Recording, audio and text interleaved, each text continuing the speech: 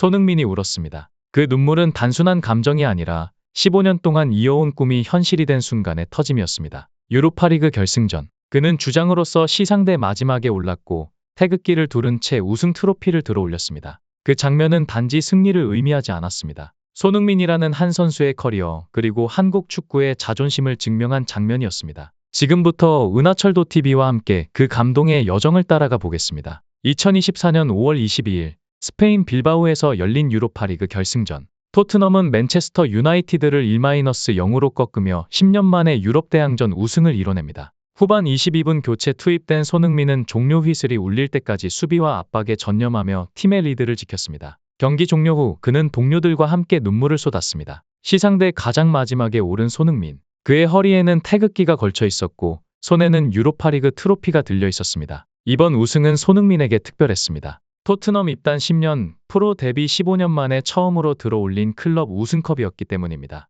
그동안 수많은 경기에서 맹활약했지만 우승과는 인연이 없던 그였습니다. 그래서 이날의 눈물은 누구보다 뜨거웠고 그 의미는 깊었습니다. 그러나 시즌 전체를 돌아보면 손흥민의 성적은 다소 아쉬운 편이었습니다. 프리미어리그 30경기 7골 9도움. 출전 시간은 최근 6시즌 중 가장 적었습니다. 트랜스퍼마르크트에 따르면 그의 시장 가치는 2020년 9천만 유로에서 현재 3천만 유로까지 떨어졌습니다. 계약 상황도 복잡합니다. 토트넘은 2024년 1월 손흥민과 계약을 2026년까지 1년 연장했지만 연봉은 그대로였습니다. 이런 계약은 구단이 이적료를 챙기기 위한 포석으로 해석되고 있습니다. 영국 가디언은 손흥민을 올여름 팀을 떠날 가능성이 있는 10인의 프리미어리그 스타 중 하나로 꼽았습니다. 사우디아라비아 구단들과의 연결설도 계속되고 있으며 토트넘 내부에서도 주급 약 20만 파운드에 대한 부담을 느끼고 있다는 보도도 나왔습니다. 팬들 사이에서는 이제 작별할 타이밍이라는 의견도 퍼지고 있는 상황입니다. 하지만 손흥민에게는 아직 이루고 싶은 꿈이 남아 있습니다.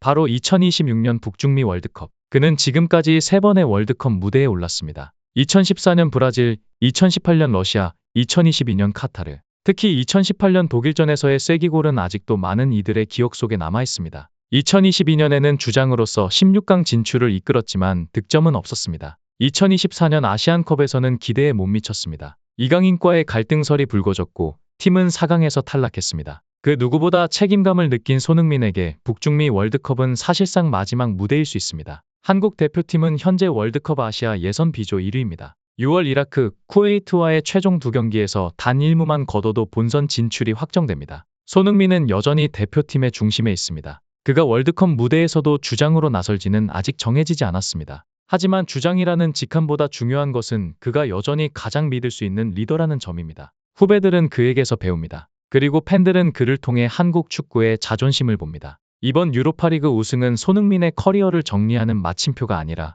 마지막 챕터를 향해 나아가는 시작점일지도 모릅니다. 이제 남은 건 단 하나. 태극기를 두르고 월드컵 무대에서 마지막으로 웃는 일입니다. 손흥민이 월드컵에서 이루고 싶은 목표는 단지 16강을 넘는 것이 아닙니다. 그는 어린 시절부터 대표팀에서의 성공을 꿈꿔왔고 지금도 매 대회마다 자신이 왜 그 자리에 있는지를 증명하고자 합니다. 특히 마지막이 될 수도 있는 이번 월드컵에서 그는 단순한 참가가 아니라 유종의 미를 거두는 마무리를 원하고 있습니다. 손흥민은 대표팀에서 골을 넣는 것보다 팀이 이기는 것을 더 중요하게 여깁니다. 그는 수많은 인터뷰에서 내가 빛나지 않아도 좋다, 팀이 승리하면 된다 고 말해왔고 그 말은 단순한 겸손이 아니라 실제 그의 행동으로 증명되어 왔습니다. 지금의 손흥민은 단순한 축구 선수가 아닙니다. 그는 수많은 어린 선수들에게 꿈이 되었고 한국 축구가 세계 무대에서 가질 수 있는 자존심 그 자체입니다. 그가 트로피를 들었을 때 한국 팬들이 함께 울 수 있었던 이유도 단순한 경기 결과가 아닌 그가 보여준 모든 시간이 진심이었기 때문입니다.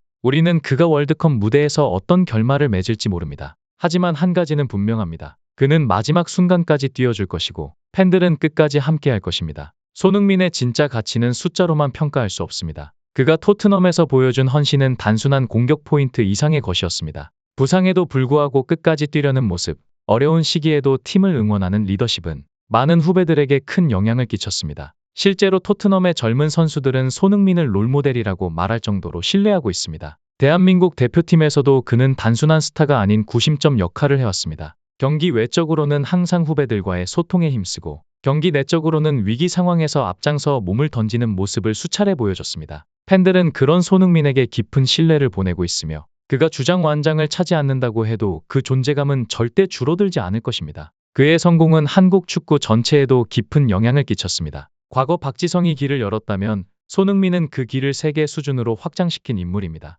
프리미어리그에서 골든부트를 수상하고 아시아 선수가 가장 많은 득점을 올린 기록을 보유한 선수. 그는 이제 단순한 성공한 선수를 넘어 축구라는 스포츠를 통해 국민들에게 감동과 자부심을 안겨주는 아이콘이 되었습니다. 해외 팬들 사이에서도 손흥민은 인기 있는 선수 중 하나입니다. 경기력뿐 아니라 밝은 성격, 매너 있는 행동, 팀을 위한 희생이 세계적인 지지를 이끌어냈습니다. 그가 득점 후 팀 동료들과 함께 기뻐하는 장면, 상대 선수를 먼저 일으켜주는 장면은 전 세계 팬들의 기억 속에 남아 있습니다. 유튜브, SNS 그리고 각종 영상 클립을 통해 손흥민의 플레이와 인터뷰는 전 세계로 퍼지고 있습니다. 이는 단순한 팬 확보를 넘어서 한국이라는 나라에 대한 이미지에도 긍정적인 영향을 미치고 있습니다. 그가 월드컵에서 태극기를 걸치고 뛰는 것은 단지 경기 참여가 아니라 대한민국이라는 이름을 세계에 알리는 문화적 상징이기도 합니다. 다가오는 북중미 월드컵은 손흥민에게 특별한 무대가 될 것입니다. 기후, 환경, 시차 등 모든 조건이 쉽지 않은 대회지만